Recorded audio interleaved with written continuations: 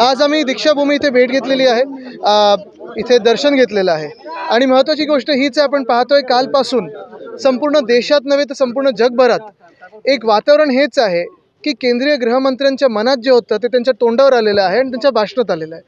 त्यांनी काल जो महामानव डॉक्टर बाबासाहेब आंबेडकरांचा अपमान केला, या देशाला ज्यांनी संविधान दिलं, या देशाच्या करोडो जनतेला ज्यांनी न्याय हक्क दिले, अधिकार दिले, त्यांचा काल अपमान केलेला आहे आणि जे भाजपच्या मनात आहे ते चुकून त्यांच्या भाषणात आलं आणि सत्य हे लोकांसमोर आलेलं आहे। मला वाटतं एकच आहे की त्यांनी ते जे काही म्हटलं ते त्यांनीच म्हटलं की नाही हे त्यांनी सांगावं, कारण सगळीकडे जे आपण पाहतो जे क्लिप आहेत, जे काही भाषण आहे, जे ते म्हणाले स्वतः की आंबेडकर आंबेडकर आंबेडकर हे म्हणणं फॅशन झालं, हे स्वतः केंद्रीय गृहमंत्री बोलले।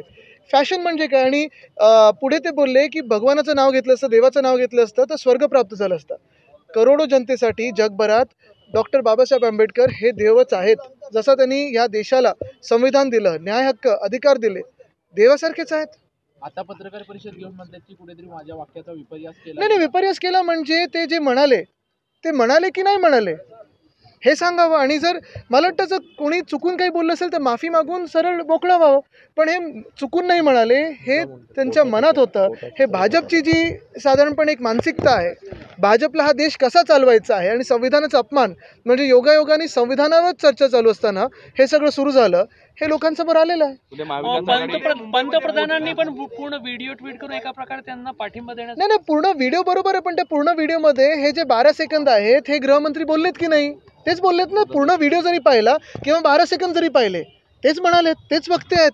असं नाही की मागून कोणीतरी आवाज काढतोय की दुसरं कोणीतरी काय बोलतोय। ते असं देखील म्हटलेत की कुठेतरी एआयच्या माध्यमातून देखील माझ्या अगोदर काही व्हिडिओ केले होते अशा पद्धतीने। नाही, मग एआय असेल तर त्यांनी माफी मागावी सांगावं, पण महत्त्वाची गोष्ट हीच आहे की डॉक्टर बाबासाहेब आंबेडकरांचा अपमान करणं हे त्यांच्या मनात होतं, ही भाजपची मानसिकता ही लोकांसमोर आलेली आहे। अन्यथा प्रधानमंत्र्यांनी त्यांना थोडे दिवस बाजूला तरी करावं, एक पश्चाताप म्हणून बाजूला करावं।